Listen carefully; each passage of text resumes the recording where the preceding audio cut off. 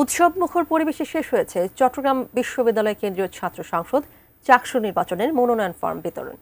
শেষ দিনে কেন্দ্রীয় ছাত্র সংসদ ও হল সংসদ মিলিয়ে মোট মনোনয়ন সংগ্রহ করেছে 1088 জন।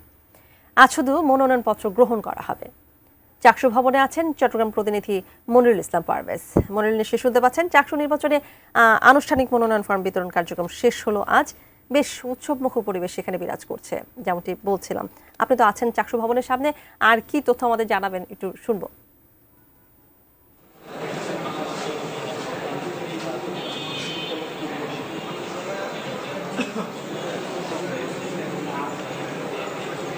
আচ্ছা, প্রথমে জানিয়েছি গতকাল পর্যন্ত 1088 জন মনোনয়নপত্র সংগ্রহ করেছে। আজকে একমাত্র সেই দিন মনোনয়নপত্র জমা দেওয়া শেষ দিন, অর্থাৎ আজকে দিতে পারবে। আর এর আগেও দিয়েছে। তো সংখ্যাটি আসলে গতকাল এবং আজকে মিলে প্রায় 20 জনের মতো বা 2 জন যদি হবে, এটি ওরা মনোনয়নপত্র জমা দিয়েছে।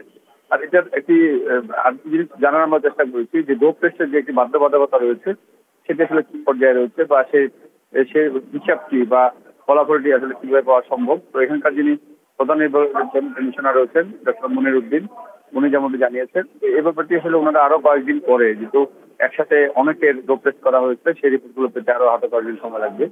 তো সেই জিনিসটি আসলে একটি গুরুত্ব বহন করছে। তো সব মিলে আমরা বর্তমানে যে পরিবেশ দেখছি, এটি হচ্ছে যে উৎসবমুখর পরিবেশে এই মনোনয়নপত্রটি সংগ্রহ করেছে এবং বিতরণের অর্থাৎ জমা কিন্তু দিচ্ছে। আজকে এটি সবাই জমা দিবে, সে ধরনের পরিবেশই রয়েছে। তো আপাতত যেটা বলছি যে দীর্ঘ 3 যুগ পর এই চাকসুর যে নির্বাচন তার কার্যক্রম কিন্তু শুরু হয়েছে এবং 12ই অক্টোবর পর্যন্ত আসলে অপেক্ষা করতে হবে যে এর নেতৃত্বে কারা আসছে। তো সব মিলে চাকসু ভবন থেকে মনোনয়নপত্র যে জমা দেওয়া হচ্ছে এ নিয়ে চাকসু ভবন থেকে